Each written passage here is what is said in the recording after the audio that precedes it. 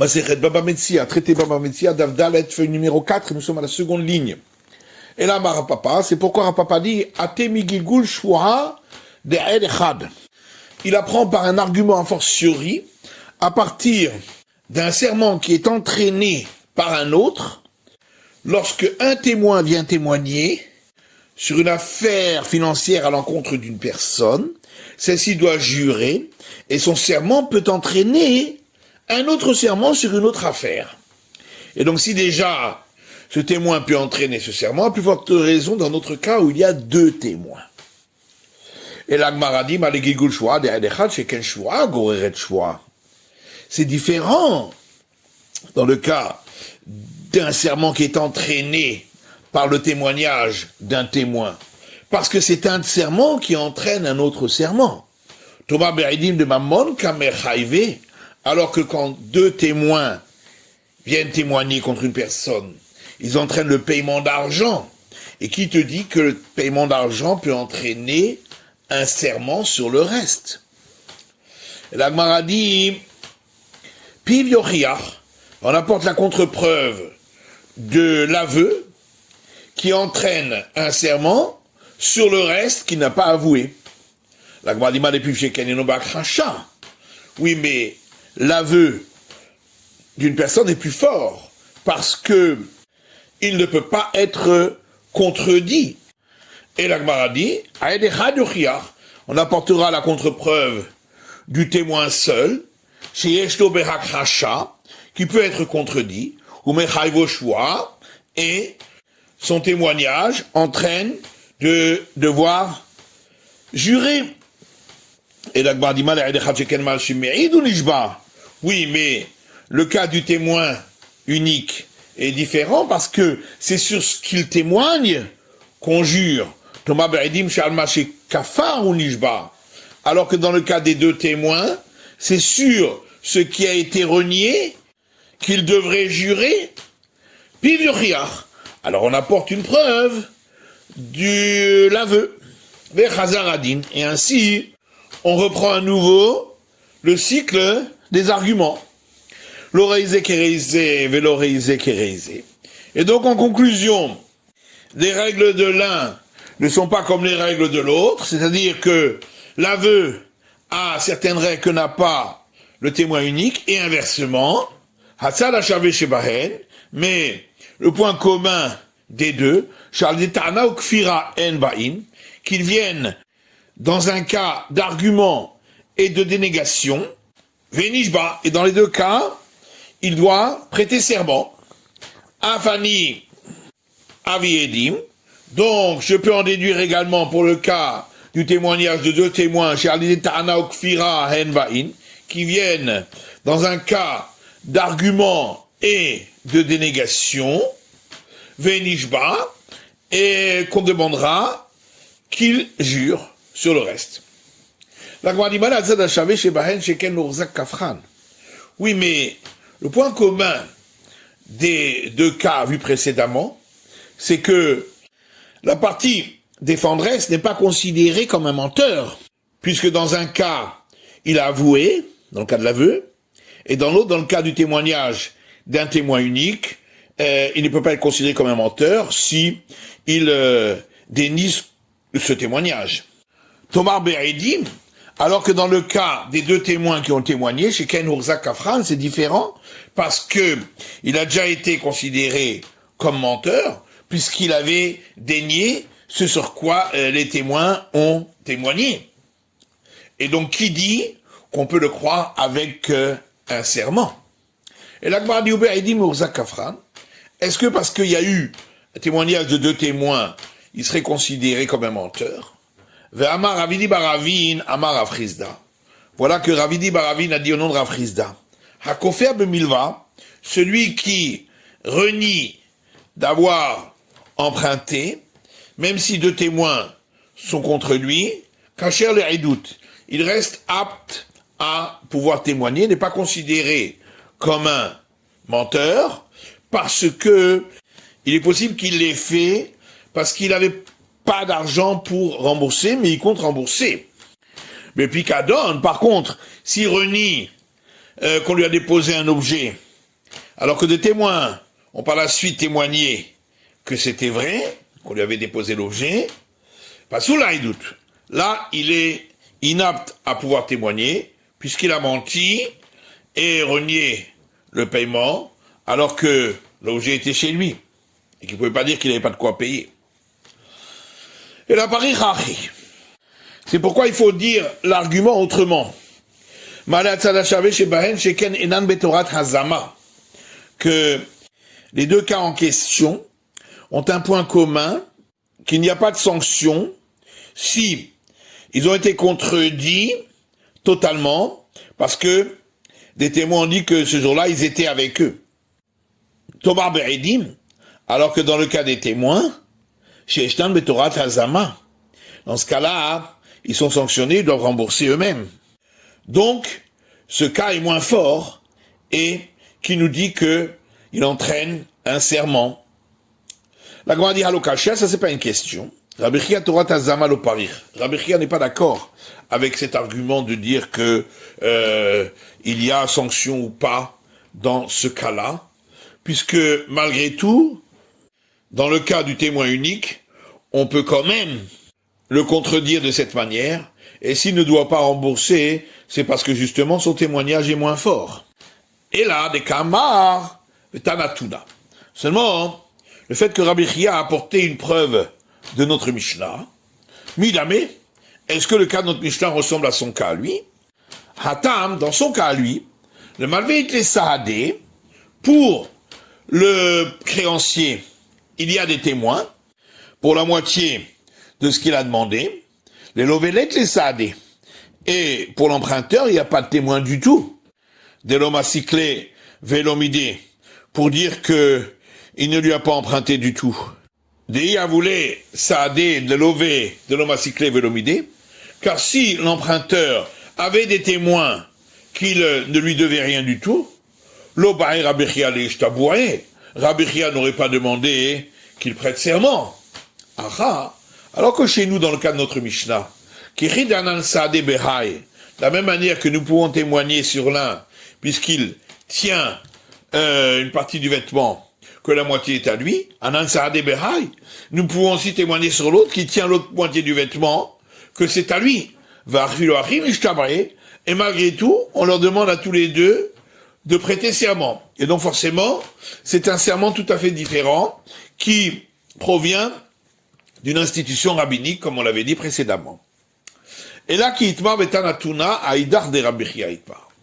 Seulement, lorsque on a dit qu'il y a une preuve de notre Mishnah, c'est sur un autre enseignement de Rabbi Chia qu'on a dit. D'Amar Rabbi Chia, car Rabbi Chia dit encore, maneli biyadecha, si quelqu'un dit à un autre, tu me dois un mané, donc 100 pièces. Vala omer enecha beyadi la nun zouz. L'autre lui dit non, je te dois que 50 pièces de zouz. Ve'elach, et les voici. Chayav, il devra jurer pour le reste. Maïtama, pourquoi? Elach nami kemode miksatata anadami. Le fait qu'il lui ait donné immédiatement ces 50 pièces qu'il avait en ses mains, qu'il n'avait pas encore utilisées, ça s'appelle aussi qu'il a avoué une partie de ce qui lui a été réclamé. Et on ne dira pas que cela ne rentre pas dans ce qui a été réclamé, puisqu'il l'avait de toute façon entre ses mains, et c'est comme si l'autre l'avait déjà reçu. Vetanatuna. Et on apporte une preuve de notre Mishnah qui dit Shneim ochazin batalit, si deux tiennent un vêtement, Vehahacha, kevan et tafis, helahu. Or ici, puisqu'il tient la moitié du vêtement, c'est comme si l'autre le lui avait déjà donné. Vekatani shava. Et malgré tout, on dit que l'autre doit prêter serment sur le reste. Rav Sheshet Amar, et Rav Sheshet lui dit, Elar Patour, que s'il lui dit immédiatement, voici la partie que je te dois, il est dispensé de jurer. Maïtama, Kevan de Amar le Helach.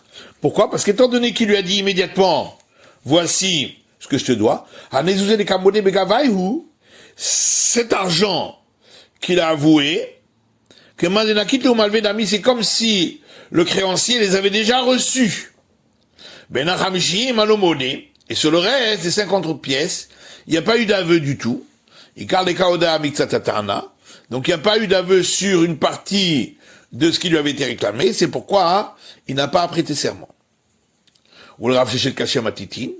Mais alors, d'après Rav Sheshet, il y a une question à partir de notre Mishnah qui demande à elle de prêter serment. Amadcha Rav Sheshet Matitin Takanat Chachamim. Rav Sheshet te répondra que le serment dans notre Mishnah, c'est une institution de nos sages. Veidach. Et l'autre, Rabbi Chia, alors, qu'est-ce qu'il dira? In takanat chachamimi. Effectivement, je suis aussi d'accord que c'est une institution de nos sages, puisque chacun tient la moitié du vêtement, donc il n'aurait pas dû jurer, c'est comme s'il y avait des témoins sur cette moitié que ça lui appartient. Miou, cependant, on comprend si on dit que de par la Torah, lorsque il lui dit immédiatement, voici la partie que je te dois, malgré tout la Torah demande de jurer. Alors nos sages ici ont institué un serment qui ressemble à celui de la Torah. Et là, Yamal Midoraita et l'Arpatour. Mais si tu dis que de par la Torah, lorsqu'il lui dit immédiatement, voici la partie que je te dois, il est dispensé de jurer, mais Takle Rabbanan Shua de l'état de Kavta Midoraita, est-ce que les sages vont instituer un serment, alors que dans le cas similaire de par la Torah, on ne demande pas de serment? Mais divers. Alors on objecte contre cet enseignement de Rabbi Chia, à partir d'une braïta qui dit Slaim dinarim. Si sur un contrat de dette, il est écrit qu'il lui doit des pièces de Séla ou des pièces de dinar, mais c'est pas écrit combien. Malve Omer Hamesh, Velove Omer Shalosh. Alors, le créancier dit c'est 5 pièces, et l'emprunteur dit 3. Rabbi Shimon Lazar Omer, Rabbi Shimon Lazar dit, Oil Voda Miksatatana, puisqu'il a avoué sur une partie de ce qui lui était réclamé, Ishava, il devra jurer sur le reste. Rabbi Akiva Omer, Rabbi Akiva dit, Enola Kemeshiv Aveda ou Patour. Étant donné que le minimum du pluriel, c'est 2, lorsqu'il a dit qu'il lui doit 3, c'est comme si il lui donnait un objet trouvé, et dans le cas d'objet trouvé, nos sages ont dispensé de jurer pour que les gens acceptent de les rendre.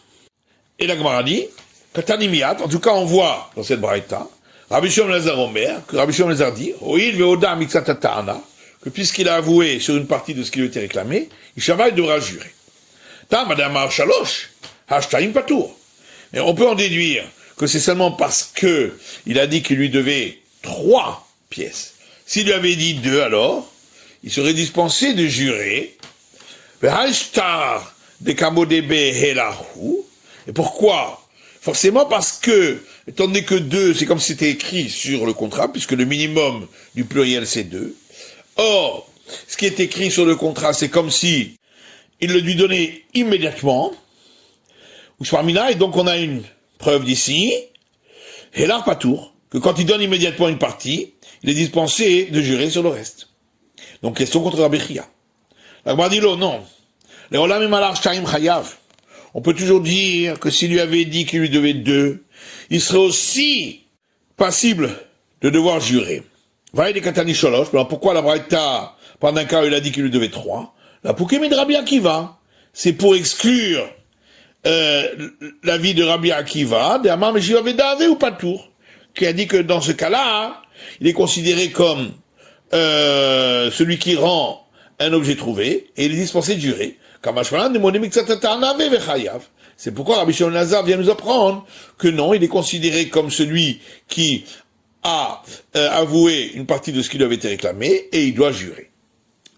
Yari, la grande dit ainsi, Rabbi Shimon Lazar Omer, Oil veoda mixatatana ishava. Pourquoi la Braïta a dit que Rabbi Shimon Lazar dit, étant donné qu'il a avoué sur une partie de ce qui lui avait été réclamé, il devra jurer. Il aurait dû dire, même dans ce cas-là, où il a dit qu'il lui devait 3, malgré tout, il devra jurer. Et là, les Olam Shteim Patour, Ve'elach Chayav. Mais en vérité, il faut dire que s'il lui avait avoué 2 seulement, il serait dispensé de jurer. Et malgré tout, quand la personne dit « je te donne immédiatement », il doit jurer sur le reste. Ici c'est différent parce que il a le contrat qui est une preuve pour lui, c'est pourquoi on ne lui demande pas de jurer sur le reste. Inami, ou bien on peut dire également parce que lorsqu'il y a un contrat, l'immobilier est assujetti pour le paiement. Or, on ne jure pas sur le fait d'avoir renié l'assujettissement de biens immobiliers, puisqu'on ne jure pas sur l'immobilier. Et c'est pourquoi, dans ce cas-là, il ne jurera pas. Il y a des motifs, misefa. Certains ont apporté la question à partir de la suite de la Braïta, qui a donc dit Rabbi Akiva Omer Enoela Kemeshiva Veda ou Patour. Rabbi Akiva dit que il est considéré comme celui qui rend un objet trouvé, et c'est pourquoi il est dispensé de jurer. Et alors on vous dit la question suivante, Tamadamar Shalosh. Toute la raison pour laquelle Rabbi Akiva le dispense de jurer, c'est parce qu'il a dit qu'il lui devait 3. Hashtaim Chayav. Donc s'il lui devait 2, il doit jurer. Vashtar de Kamodebe Kehelardami. Or, lorsque ici, il avoue sur 2, et on considère que c'est ce qui est écrit, normalement au minimum, dans le contrat, c'est considéré comme s'il lui avait dit qu'il lui donnait immédiatement. Shpamina et la Chayav. Et donc on a une preuve que quand il lui dit je te donne immédiatement, il est dispensé de jurer sur le reste, et donc c'est une question contre Rav Shechet. Non. Léolam et Malach, Shtaim Nami Patour. On peut toujours dire que même s'il avait dit qu'il lui devait 2, il est aussi dispensé de payer. Va il est Katani Shalosh. Pourquoi Rabbi Akiva a parlé du cas où il a dit qu'il lui devait 3, la Poukem il Rabbi Shimon et Lazar, c'est pour exclure l'avis de Rabbi Shimon et Lazar, Dama Modé Mixatatana Have Vechayav, qui a dit que dans ce cas-là, il est considéré comme celui qui avoue une partie de ce qui lui a été réclamé et il doit jurer, Kamashmalan, Meshua Vedave ou Patour. Et Rabbi Akiva vient nous apprendre que non, il est dispensé de jurer parce qu'il est considéré comme celui qui rend un objet trouvé. Achinami Mistabra. Et la Gemara dit, c'est d'ailleurs plus logique d'expliquer ainsi. Parce que si on voulait dire que, d'après Rabbi Akiva, il devrait jurer lorsqu'il a dit qu'il lui devait 2, alors comment Rabbi Akiva pourrait le dispenser de jurer lorsqu'il a dit qu'il lui devait 3? Hayarume Kamarim, dans ce cas-là, il va ruser, ça va en se disant, si je dis que je dois 2, je vais devoir jurer. Et ma chaloche, je vais dire que je lui dois 3, et ainsi je serai considéré comme celui qui rend un objet trouvé, et je vais être dispensé de jurer. Et là, je parle Shtaim Nami Patour. Donc on a bien une preuve d'ici que lorsqu'il lui dit qu'il lui doit 2, il est également dispensé de payer. Et la Kacha les Rabbi Chia, mais alors c'est une question contre Rabbi Chia qui lui dit que lorsque il a dit qu'il lui donne immédiatement, il doit aussi jurer sur le reste. Shaneatam de Kamesaya l'Eshtara, et là-bas c'est différent dans notre cas où il a dit 2, parce que sur les 2, il a un appui du document, du contrat, puisque le minimum du pluriel c'est 2. C'est pourquoi il ne jure pas sur le reste. Inami, ou bien on peut dire, Mishum David Eshtar Shirbout Karkaot, parce que quand c'est un contrat écrit, il y a assujettissement des biens immobiliers, et on ne jure pas sur avoir renié dans le cas d'assujettissement de biens immobiliers. Poti Marzoutra, Bere de Rav Nachman. Marzoutra, fils de Rav Nachman, vient apporter une contradiction à partir d'une braïta qui dit Ta'ano kelim vekarkaot. Si quelqu'un a réclamé à un autre des ustensiles et des biens immobiliers. Il a avoué les ustensiles et il a renié les biens immobiliers. Ou inversement, il a avoué les biens immobiliers, mais il a renié les ustensiles. Patour, il est dispensé du serment, puisqu'il n'y a pas de serment sur les biens immobiliers. Oda Mixat Karkaot, Patour. Si il a avoué une partie des biens immobiliers, également, il est dispensé du serment. Mixat Kelim Chayav. Mais s'il a avoué sur une partie des ustensiles, là, il devra jurer pour les autres ustensiles, parce que là, et ce qu'il a avoué, et ce qu'il a renié, il s'agit de biens mobiliers. Tama de Kelim et Karkaot, de karka la batchouahi. Et l'Agmara dit, donc toute la raison pour laquelle, ici, dans les premiers cas, il ne jure pas, parce qu'il s'agit d'un cas où il y a des biens mobiliers comme des ustensiles et des biens immobiliers. Or, pour les biens immobiliers, il n'y a pas de serment. Donc ça voudrait dire que dans le cas où il s'agissait de renier sur des ustensiles et avouer aussi sur les ustensiles, mais ça qui ressemblerait au cas des ustensiles et des biens immobiliers. Chayav, il devrait jurer. Et Ridami, c'est quoi le cas? L'abdamarle helach. Par exemple, dans le cas où il a dit, je te donne immédiatement. Puisque l'immobilier, il est présent. Et on peut s'en saisir très facilement. Ushmarmina helach chayav. Donc on a une preuve d'ici, que quand il lui dit, je te donne immédiatement ce que je te dois, il doit jurer sur le reste. Et donc, question contre Rav Shechet. Non, c'est pas une question. Les olam et malar kelim et kelim n'ami pas tour. Je peux toujours dire que, même dans le cas où il a avoué sur des ustensiles, et il a dit, je te les donne immédiatement, et il a renié sur d'autres ustensiles, aussi il est dispensé de jurer. Vadi katenin kelim et karkaot. Mais alors pourquoi a-t-on eu besoin de parler d'ustensiles et de biens immobiliers pour dire qu'il est dispensé de jurer?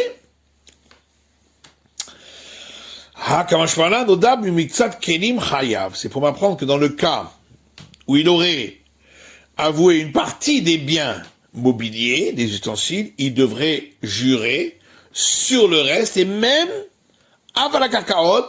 même sur les biens immobiliers.